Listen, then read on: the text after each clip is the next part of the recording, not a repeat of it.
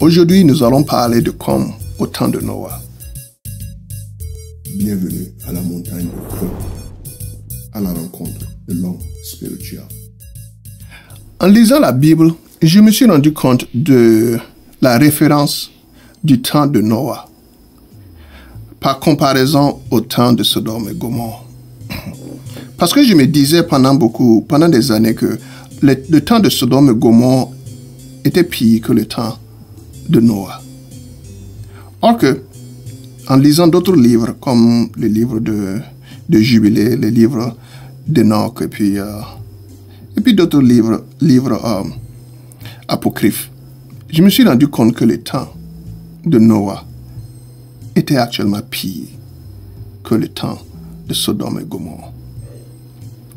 En fait, il est écrit dans Luc chapitre 17, verset 26. Ce qui arriva du temps de Noé arrivera de même au jour du Fils de l'homme.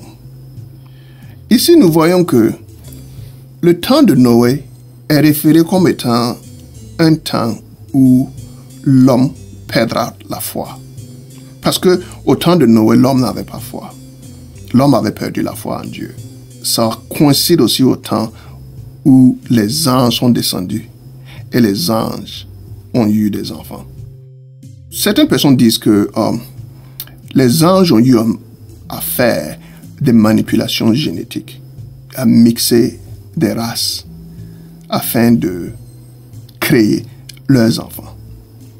Parce que l'ange n'a pas la graine de la reproduction comme l'homme ou l'animal. Alors, ils ont pris la graine de la reproduction des animaux et de l'homme mixé, et puis ils ont amené leur version de créature. Le monde était au point où Dieu devait nettoyer la terre parce qu'il y avait trop de mal qui se déroulait sur terre.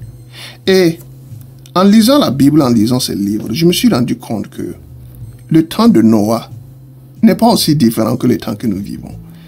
Ou le temps que nous vivons n'est pas aussi différent que le temps de Noah.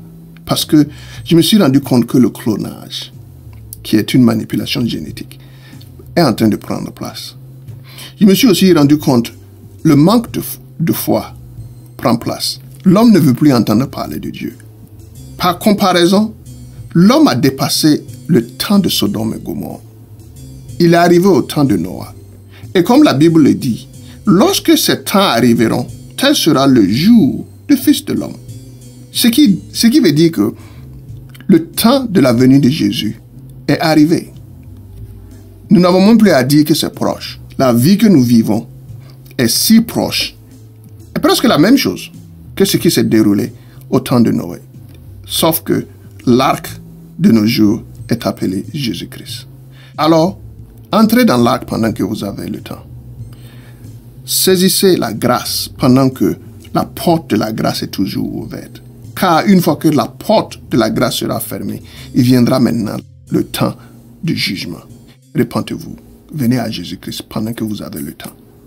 Et cela conclut notre vidéo d'aujourd'hui sur comme au temps de Noé. Et si vous avez des questions, que vous avez des commentaires, ou que vous avez des suggestions, j'aimerais bien les lire. Vous pouvez me les faire part. À la prochaine. Soyez encouragés. Que Dieu vous bénisse. Que Dieu vous protège. Et merci de nous avoir suivis.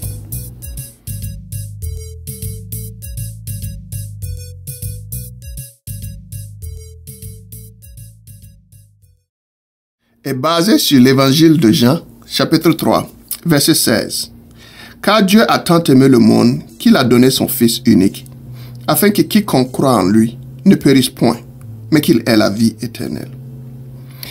Alors si aujourd'hui tu te décides de faire de Jésus-Christ ton sauveur, suis-moi à travers la prière suivante. Seigneur Jésus-Christ, Prince de paix, Roi des rois, rayant d'éternité en éternité, je te remercie pour ton amour et de la vie que tu m'as offert. Pardonne-moi de mes péchés et délivre-moi de toutes les choses mauvaises que j'ai accumulées dans ma vie. De retour, je pardonne tous ceux qui ont péché contre moi ou qui m'ont offensé d'une manière ou d'une autre.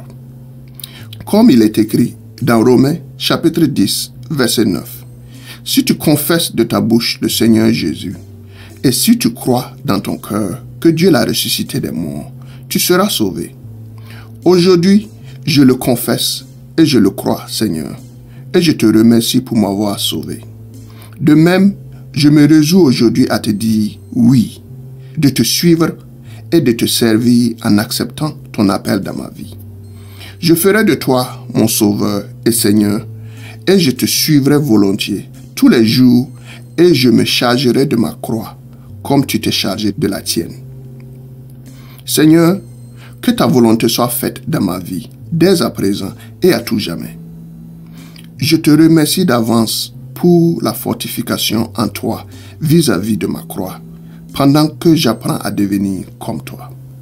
Seigneur, merci de m'avoir permis de m'approcher de toi tel que je suis, et merci davantage de faire de moi une créature nouvelle en toi. Sois loué, sois magnifié, sois glorifié et sois élevé. Et je scelle ma prière dans le précieux nom de Jésus-Christ. Amen. Cette prière est tirée du livret « Marche avec ton foyer vers Christ » par Pasteur Dijoni, disponible en téléchargement gratuit à notre site internet www.dwawa.net.